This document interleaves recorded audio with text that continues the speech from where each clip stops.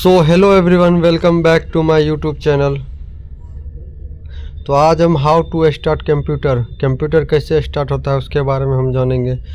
तो आज हमको जानना है बूटिंग प्रोसेस क्या होता है, CMOS क्या होता है, कॉस्मोस बैटरी क्या होता है, और पोस्ट क्या होता है, रैम क्या होता है, रोम क्या होता है। इसके बारे में आज हम जानकारी करेंगे। तो बने रहिए। अगर आप इस चैनल पर नए आए हैं तो प्लीज़ चैनल को लाइक शेयर और सब्सक्राइब ज़रूर करें। तो जानते हैं कि बूटिंग प्रोसेस क्या होता है। बूटिंग प्रोसेस, जब हम कंप्यूटर या लैपटॉप का पावर बटन दबाते हैं और उस समय से लेकर ऑपरेटिंग सिस्टम यानी विंडो पूरी तरह जब खुल जाता है यानी लोड हो जाता है होकर इस्तेमाल करने लायक जो स्टेप होते हैं उसी को बूटिंग प्रोसेस कहते हैं। जब हम कंप्यूटर, लैपटॉप या पावर बटन दबाते हैं उस समय से लेकर ऑपरेटिंग सिस्टम पूरी तरह से लोड होकर इस्तेमाल लायक होने तक के स्टेप को बूटिंग प्रोसेस कहते हैं। यानी कि वो जो पूरा जो स्टेप है उसको हम बूटिंग प्रोसेस कहते हैं। बूटिंग प्रोसेस जैसे कि घर का जैसे पावर बोर्ड है, एक बोर्ड है पावर सप्लाई, उससे पावर दे के UPS में पावर आएगा, पावर बैक। UPS से पावर होके मदरबोर्ड, उस कंप्यूटर का मदरबोर्ड में आएगा। मदरबोर्ड के बाद जो डेस्कटॉप पे जो दिखाई पड़ता है वहाँ तक के प्रोसेस को हम बूटिंग प्रोसेस कहते हैं। इतना प्रोसेस उस सेकेंडों में हो जाता है तो इसी को हम बूटिंग प्रोसेस कहते हैं। यही है बूटिंग प्रोसेस इसी को कहते हैं। बूटिंग प्रोसेस के 6 चरण होते हैं। पहला है पावर ऑन। जैसे ही आप पावर बटन दबाते हैं बिजली करंट कंप्यूटर के अंदर जाती है। दूसरा post, power on self start, यानी कंप्यूटर खुद की जांच करता है कि रैम की, हार्ड डिस्क, ग्राफिक कार्ड आदि सही से काम कर रहा है या नहीं। फिर है BIOS ईफी लोड होना, यानी कंप्यूटर का फर्मवेयर जो हार्डवेयर को स्टार्ट करता है और यह देखता है कि कौन सा डिवाइस बोटेबल या हार्ड डिस्क इत्यादि, उसी को हम UEFI लोड होना कहते हैं। तो बूटिंग प्रोसेस का ये 3 चरण है। बूटिंग प्रोसेस के 3 चरण हो गए। बूटिंग प्रोसेस का चौथा चरण है बूट लोड होना। BIOS या UEFI एक छोटा प्रोग्राम बोट लोडर है, जैसे कि विंडो बोट मैनेज या GRUB लोड करता है। ऑपरेटिंग सिस्टम लोड होना, पांचवा ऑपरेटिंग सिस्टम लोड होना। बूट लोडर ऑपरेटिंग सिस्टम को रैम में लोड करता है। लॉकिंग स्क्रीन, डेस्कटॉप तैयार, ऑपरेटिंग स्क्रीन पूरी तरह से लोड हो जाता है और कंप्यूटर उपयोग करने के लिए तैयार हो जाता है। बूटिंग प्रोसेस में ये उसके प्रोसेस 6 प्रोसेस होता है जिसके ज़रिए बूटिंग प्रोसेस ऑन होता है। तो CMOS क्या होता है कंप्यूटर में। CMOS एक छोटा सा मेमोरी चिप होता है जो कंप्यूटर के मदरबोर्ड पर होता है। यह चिप कंप्यूटर के हार्डवेयर से जुड़ी रहती है जो सेटिंग को स्टोर करती है, जैसे कि डेट, टाइम, बूट ऑर्डर या हार्ड डिस्क SSD या CPU और रैम अन्य हार्डवेयर कॉन्फ़िगरेशन को लोड करता है। जैसे कि कंप्यूटर बंद होने के बाद भी आप देखते होंगे कि टाइम सही से चल रहा है, डेट सही से दिखा रहा है, यानी 2 दिन कंप्यूटर बंद भी रहे या लैपटॉप बंद भी रहे तो टाइम एक्यूरेट टाइम बताता है। तो यही चिप के कारण, CMOS चिप के कारण टाइम एक्यूरेट बताता है।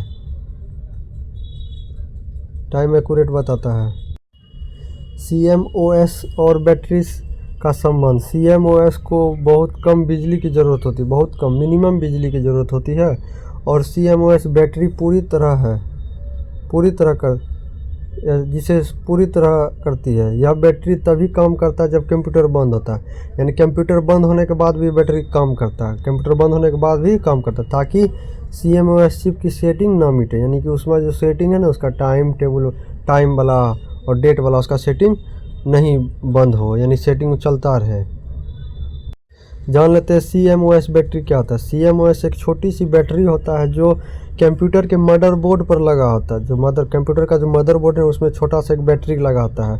इसका मुख्य कार्य होता है कंप्यूटर का completely metal oxide semiconductor chip को कहता है। CMOS का फुल फॉर्म है complementary metal oxide semiconductor chip को पावर देना होता है ताकि वह कुछ ज़रूरी सेटिंग को बनाए रख सके। यही है आपका कंप्लीमेंट्री मेटल ऑक्साइड सेमीकंडक्टर, यानी एक छोटा सा बैटरी है। ये देख रहे हैं बैटरी, जैसे एक घड़ी में भी जो बैटरी रहता है ना वही बैटरी है इसमें भी, मदरबोर्ड में भी, जो कभी बंद नहीं होता है, चलते रहता है। CMOS बैटरी के बारे में कुछ ज़रूरी बातें जान लेते हैं। तो यह बैटरी आमतौर पर लिथियम का बना होता है, लिथियम सेल का बना होता है। बैटरी किसका बना होता है? लिथियम सेल का बना होता है। यह मदरबोर्ड पे लगा होता है। मदरबोर्ड के पे एक छोटा सा गोला सेल के रूप में रहता है।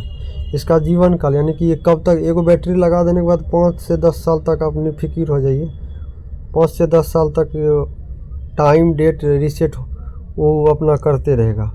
ख़राब होने का लक्षण कि इसका सेटिंग गुम हो जाना, कंप्यूटर बूट का ना मिलना, ना होना, इसके कारण होता है।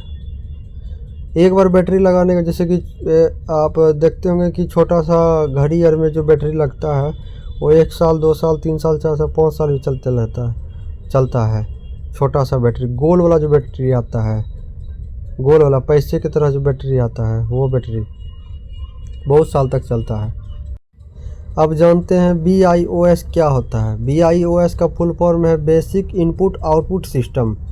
इसका फुल फॉर्म याद रखिएगा, basic input output system. BIOS basic input output system इसका फुल फॉर्म है। यह क्या है जानते हैं। कंप्यूटर स्टार्ट करने से पहले जो स्क्रीन आपको दिखाई देता है वही बायोस कहा जाता है। उसे वो बायोस होता है, उसी को बायोस कहते हैं। इसका पूरा नाम बेसिक इनपुट आउटपुट सिस्टम होता है। यह एक फ्रेमवेयर है। इसे सिस्टम बायोस या PC बायोस भी कहा जाता है।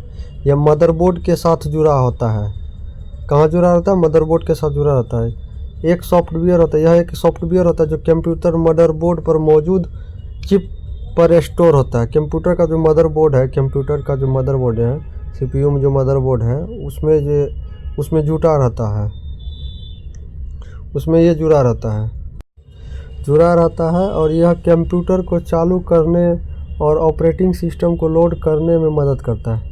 यानी कि कंप्यूटर को चालू करने में यही मदद करता है और ऑपरेटिंग सिस्टम को लोड करने में मदद करता है, जो कंप्यूटर चालू करते ही अपने आप शुरू हो जाता है। बायोस कंप्यूटर के ऑन होने पर रैम, प्रोसेस की बोर्ड, हार्ड डिस्क आदि की पहचान कर उन्हें कॉन्फ़िगर करता है। यानी कि जब आप BIOS basic input output system यानी कि जो कंप्यूटर से जो अदर डिवाइस कनेक्टेड है उसको देखता है कि ठीक से कनेक्ट है या नहीं, कनेक्ट करता है उसको। जैसे माउस कीबोर्ड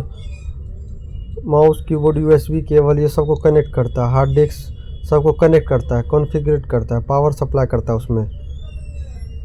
यही इसका बायोस का मेन काम है। बायोस का फुल फॉर्म याद रखिएगा, बेसिक इनपुट आउटपुट सिस्टम इसका फुल फॉर्म है। आपसे कितना बार एग्जाम में बायोस का फुल फॉर्म पूछ देता है, बेसिक इनपुट आउटपुट सिस्टम होता है, तो आप याद रखिएगा। अब इसका काम जान लेते हैं। बायोस का काम, इसका काम यही है कि कंप्यूटर को चालू करने के लिए माइक्रो प्रोसेसर को निर्देश देता है। यही power on self text post करने में हार्डवेयर की जांच करता है, हार्डवेयर है नहीं, और ऑपरेटिंग सिस्टम का पता लगाता है, उसको लोड करता है। कंप्यूटर के ऑपरेटिंग सिस्टम हार्डवेयर के बीच डाटा आदान प्रदान करता है। यह सिस्टम समय, बूट अनुक्रम, प्रतिनिधि हार्डवेयर डिवाइस सेटिंग को देखता है कि सही है कि गलत है, क्या है नहीं है, सब सेटिंग को चेक करता है।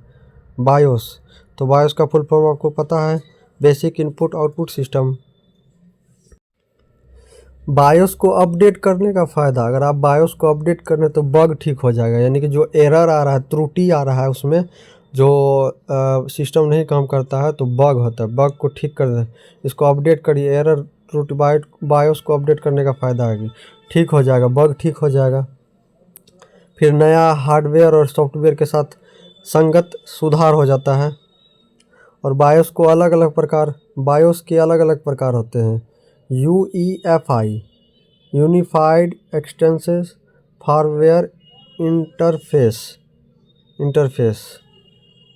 फर्मवेयर है, एक नया प्रकार का फर्मवेयर है जो पारंपरिक बायोस की जगह ले रहा है। नया प्रकार का जो फर्मवेयर आया है वो बायोस का जगह ले रहा है, नया प्रकार का फर्मवेयर बायोस की जगह ले रहा है। जान लेते हैं कि पोस्ट क्या होता है। पोस्ट का फुल फॉर्म है power on self test. POST का फुल फॉर्म हो गया। पोस्ट होता क्या है? एक ऑपरेशन है जो कंप्यूटर द्वारा चालू होने के बाद लेकिन ऑन को बूट करने से पहले शुरू किया जाता है। कंप्यूटर का firmware BIOS, unified extensible firmware interface या कोई अन्य सिस्टम निर्धारित करने के लिए डायग्नोस्टिक परीक्षण अनुक्रम चलाकर इस ऑपरेशन को अंजाम देता है। कंप्यूटर का आवश्यकता हार्डवेयर ठीक से काम कर रहा है नहीं, ये चेक करता है पोस्ट। कंप्यूटर ठीक से काम कर रहा है नहीं, सीधा मतलब है कि कंप्यूटर ठीक से काम कर रहा है या नहीं, उसको चेक करता है पोस्ट इसको चेक करता है। जान लेते हैं कि रोम क्या होता है। ROM रोम क्या होता है? रोम का फुल फॉर्म है रीड ओनली मेमोरी। रैम और रोम, पहले आप रोम के बारे में जान लेते हैं। रोम रीड ओनली मेमोरी, यह एक प्रकार का फर्मवेयर होता है जिसका उपयोग डिवाइस या कंप्यूटर पर प्रोग्राम और सॉफ्टवेयर शुरू करने के लिए किया जाता है। रोम का full form read only memory होता है। यह एक तरह से कंप्यूटर का मेमोरी है।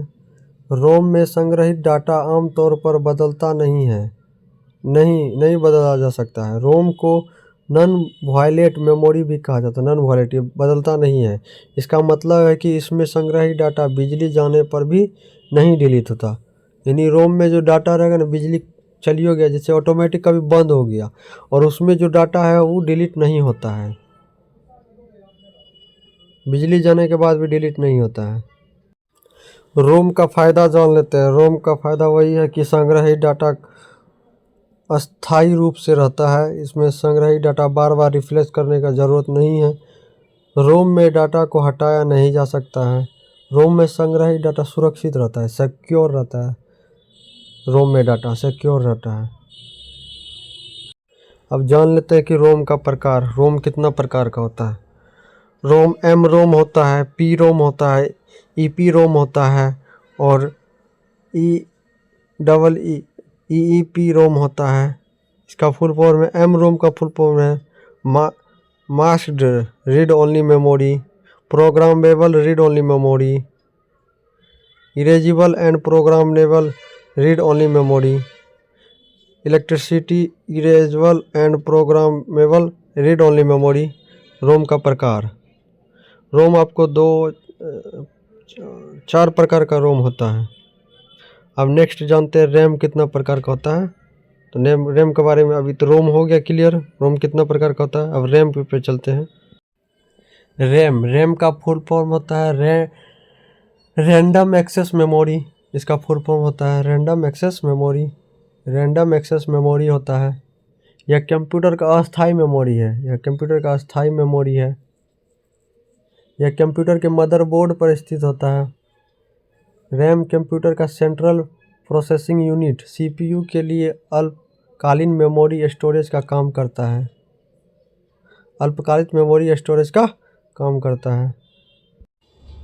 रैम से कुछ जुड़ी कुछ और बातें।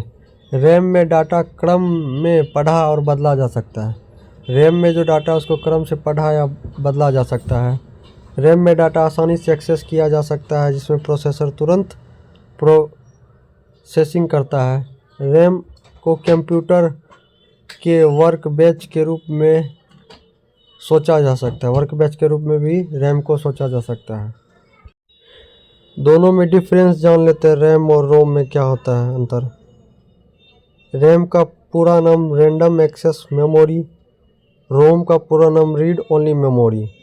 प्रकार, इसका प्रकार देख लेते हैं। ये वोलाटाइल होता है, ये नॉन वोलाटाइल होता है। रैम में डेटा संरक्षित बंद होने के बाद, बिजली बंद होने पर भी डेटा मिट जाता है, यानी कि रैम में। और रोम में बंद होने पर डेटा रहता है, इसमें रहता है डाटा रहता है। इसका पर यह अस्थाई होता है और यह अस्थाई होता है और यह अस्थाई निर्देश होता है। इसका अस्थाई निर्देशों का संग्रहित करता है, यानी कि रैम जो है आपका अस्थाई होता है। रैम अस्थाई होता है और रोम अस्थाई होता है। ये दोनों के बीच डिफरेंस है रैम और रोम में। रैम रैंडम एक्सेस मेमोरी, रोम रीड ओनली मेमोरी, दोनों का फुल फॉर्म याद रखिएगा। फुल फॉर्म पूछा जाता है आपके एग्जाम में। रैम में डाटा को पढ़ा और लिखा जा सकता है रैम में, और रैम बहुत फास्ट काम करता है। और इसका प्रोग्राम कंप्यूटर में चल रहे प्रोग्राम और एप्लीकेशन। और रोम जो है, रोम में केवल पढ़ा जा सकता है। रोम में केवल पढ़ा जा सकता है, इसको लिखाने या विशेष रोम में लिखा भी जा सकता है। कुछ विशेष प्रकार का जो रोम है, रीड ओनली मेमोरी, उसमें लिखा भी जा सकता है। और इसका प्रोसेस थोड़ा स्लो है, बहुत धीमा है। बायोस या फर्मवेयर इसका उदाहरण है। इसका रोम का उदाहरण है। रैम वह मेमोरी है जो कंप्यूटर में अस्थायी रूप से डेटा प्रोग्राम स्टोरेज करता है, जिसका अभी उपयोग हो रहा है, यानी जो करते रहते हैं। यह मेमोरी कंप्यूटर बंद होते ही साफ हो जाती है, यानी कंप्यूटर बंद होने पर मेमोरी ख़त्म हो जाता है। और रोम जो है वह अस्थाई है, जो कंप्यूटर बंद होने पर भी डाटा रहता है उसमें। रोम वह मेमोरी है जिसका कंप्यूटर का मूलभूत प्रोग्राम जैसे बायोस संग्रह करता है, जो कंप्यूटर को चालू होने पर निर्देश देता है। रैम और रोम में अंतर समझ गए। अब जानते हैं कि फंक्शन ऑफ कंप्यूटर होता क्या है। Function of computer input processing, output और स्टोरेज होता है। फंक्शन यानी कि ना accept data, process data, produce output और रिजल्ट स्टोरेज रिजल्ट।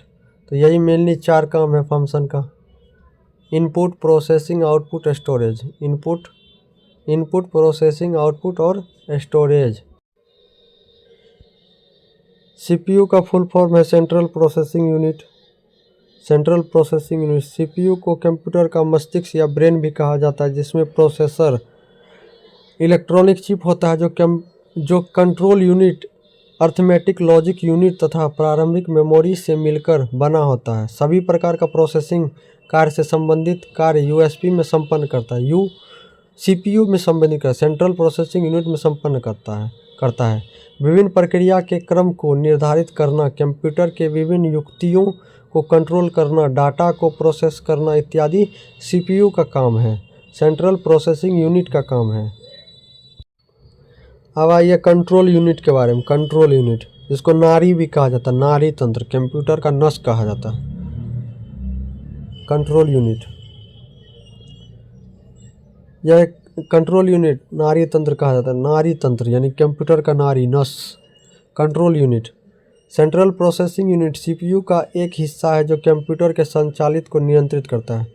कंप्यूटर चलने यानी संचालन को नियंत्रित करता है। यह निर्देश प्राप्त करता है कि उसे डिकोड करता है, यानी कि निर्देश प्राप्त करता है, उसको डिकोड करता है, उसको एएलयू, अर्थमेटिकल लॉजिकल यूनिट और अन्य उपकरणों को बताता है कि क्या करना है। कंट्रोलर यूनिट, कंट्रोलर यानी कि इसको नर्वस सिस्टम या नाड़ी तंत्र कहते हैं, नाड़ी तंत्र, नर्वस सिस्टम या नाड़ी तंत्र भी कहते हैं। इसका उदाहरण देख लेते हैं। इसका उदाहरण है कि कंट्रोल यूनिट मेमोरी से निर्देश प्राप्त करता है, दिशा निर्देश प्राप्त करता है और निर्देश को डिकोड भी करता है यही, और निर्देश को समझने योग्य प्रारूप परिवर्तन करता है। फिर उसके बाद ALU को निर्देश देता है यही, और ALU को निर्देश देता है कि क्या करना है, क्या जोड़ घटाना है, क्या तुलना करना है। इनपुट आउटपुट दोनों उपकरणों आदि उपकरणों को निर्देश देता है। कंट्रोल यूनिट जो है, कंट्रोल यूनिट कंप्यूटर के सभी कार्यों के लिए आवश्यक है। यह सुनिश्चित करता है कि निर्देशों को सही क्रम में निष्पादित किया जाता है और कंप्यूटर सही तरीके से काम करता है या नहीं।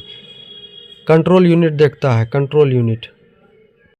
अब जानते हैं कि ALU क्या है। ALU अर्थमेटिक लॉजिक यूनिट, इसका कार्य अंकगणितीय गणना एवं तार्किक कार्य संपादित करना है। यह कंट्रोल यूनिट से प्राप्त निर्देशों के अनुसार कार्य करता है, यानी कि कंट्रोल यूनिट से प्राप्त निर्देशों से यह प्राप्त करता है ALU। Arithmetic logic unit, arithmetic logic unit. ALU का फुल फॉर्म याद रखिएगा, अर्थमेटिक लॉजिक यूनिट। तो यहाँ तक आप समाप्त करते हैं, मिलते हैं नेक्स्ट वीडियो में। अगर आप इस चैनल पे नए आए हैं तो प्लीज़ चैनल को लाइक शेयर और सब्सक्राइब जरूर करें। मिलते हैं नेक्स्ट वीडियो में। Thank you so much.